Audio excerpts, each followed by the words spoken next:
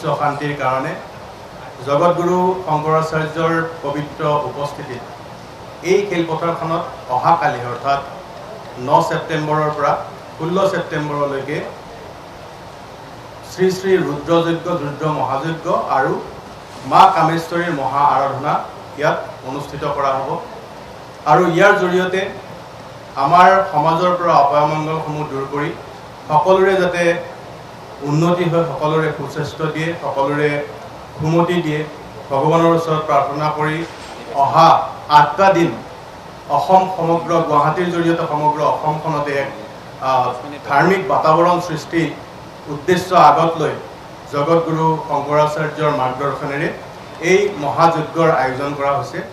এই মহাযজ্ঞৰ সৈতে সংগতি ৰাখি আমি অহাকালি 9 তাৰিখে পুৱা 9 বজাত এটি জলযাত্ৰাৰ আয়োজন কৰিছোঁ আৰু এই জলযাত্ৰাত আমি ধৰ্মীয় পৰম্পৰাসমূহ আমি আগত লৈ লক্ষ্য ৰাখি বিভিন্ন ধৰণৰ ধৰ্মীয় সাংস্কৃতিক অনুষ্ঠান, বিশেষভাৱে আমি যেতিয়া পানী তোলা জলযাত্ৰা বা পানী তুলিবলৈ যাওঁ তেতিয়া আমাৰ বিশেষকৈ ধৰ্মীয় বেণ্ড পাৰ্টিৰ কথা আহে।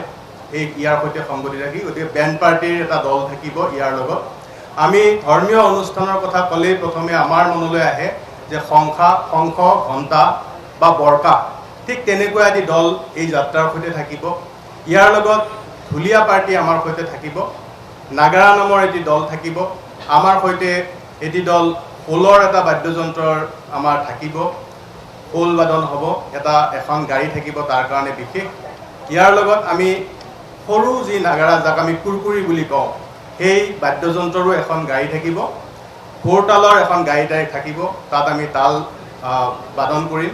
গতিকে ঠিক তেনেকুৱা এটা অনুষ্ঠানৰ জৰিয়তে সন্মুখত কেইবাটাও হাতী ৰাখি আমাৰ জগতগুৰু শংকৰাচাৰ্যৰ উপস্থিতিত আৰু তেখেতৰ সমগ্ৰ ভক্তৰ উপস্থিতিত এই জলযাত্ৰাৰে আমি এই মহাযজ্ঞৰ কাইলৈ পুৱা 9 বজাত আৰম্ভ কৰিম। ইয়াত আমি এই অনুষ্ঠানৰ পিছতে আমাৰ যজ্ঞৰ কাৰ্যক্ৰমণিকা কালিৰ পৰা আৰম্ভ হ'ব। প্ৰতিদিনে পুৱা 7 বজাৰ পৰা 3 বজালৈকে এই মহাযজ্ঞৰ অনুষ্ঠান অনুষ্ঠিত হ'ব। 5 বজাৰ পৰা 7 বজালৈকে জগতগুৰু শংকৰাচাৰ্যৰ অমৃত বচন আৰু বিশিষ্ট ব্যক্তিসকলক চাহ চিনাকিৰ এটা অনুষ্ঠান থাকিব। আমাৰ এই যজ্ঞৰ যি স্থলী তাৰ কাষতে থকা ধৰ্মসভাস্থলীত আৰু তাৰ ঠিক পিছতে 7 বজাৰ পৰা 9 বজালৈকে ধৰ্মীয় সাংস্কৃতিক অনুষ্ঠানৰ আমি আয়োজন কৰিছোঁ। তাত বিশেষভাৱে ভজন বৰগীত বা আমি মঞ্চত এইবাৰ নাগাৰা নামৰ কাৰ্যসূচী ৰাখিছোঁ। গতিকে ঠিক তেনেকুৱা ধৰ্মীয় অনুষ্ঠানৰ মাজেৰে এক ধৰ্মীয় বাতাবৰণ সৃষ্টিৰ লক্ষ্য আগত লৈ অহা 8টা দিন গুৱাহাটীৰ লগতে সমগ্ৰ অসমত সনাতন ধৰ্মাৱলম্বী লোকসকলৰ মাজত এক ধৰ্মীয় উৎসাহ উদ্দীপনা বিয়পাই সকলোকে ইয়াৰ সৈতে আমি সন্মিলিত হৈ এই অনুষ্ঠানভাগিত অংশগ্ৰহণৰ কাৰণে অনুৰোধ জনাইছোঁ। গতিকে আপোনালোকৰ জৰিয়তে আমি সমগ্ৰ অসমবাসীক অনুৰোধ জনাইছোঁ যে এই যি মহাযজ্ঞ, এই মহাযজ্ঞৰ যাতে সকলোৱে অংশীদাৰ হয়। গতিকে আজিৰ এই অনুষ্ঠানত বিশেষভাৱে আমি যিহেতু অহাকালিৰ পৰা মহাযজ্ঞৰ অনুষ্ঠানসমূহ আৰম্ভ হ'ব, তাৰ প্ৰাক মুহূৰ্তত আজি আপোনালোকৰ জৰিয়তে আমি সমগ্ৰ অসমবাসীক আমাৰ কাৰ্যক্ৰমণিকাসমূহ জনাব বিচাৰিছিলোঁ। আমি ইয়াত সকলো ভক্তৰ বাবে এই যি অনুষ্ঠান মুকলি ৰাখিছোঁ, ইয়াত কোনো ধৰণৰ সুকীয়া ব্যৱস্থা নাই।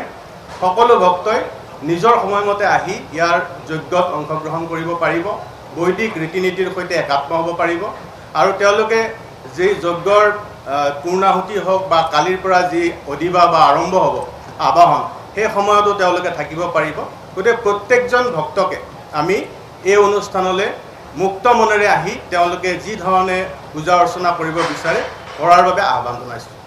অসমৰ মাননীয় মুখ্যমন্ত্ৰী লগতে অসমৰ উপৰিও আন ৰাজ্যৰো বহুকেইগৰাকী বিশিষ্ট ব্যক্তিৰ ইয়াত আগমন হোৱাৰ সম্ভাৱনা আছে, কাৰণ জগতগুৰু শংকৰাচাৰ্যৰ সমগ্ৰ দেশতে বহুতো ভক্ত আছে। গতিকে তেখেতৰ অনুগামী বা ভক্তসকলৰ ভিৰ ইয়াত হ'ব। তাৰ লগতে অসমবাসী ৰাইজকো এই অনুষ্ঠানত আমি উপস্থিত থকাৰ কাৰণে অনুৰোধ জনাইছোঁ।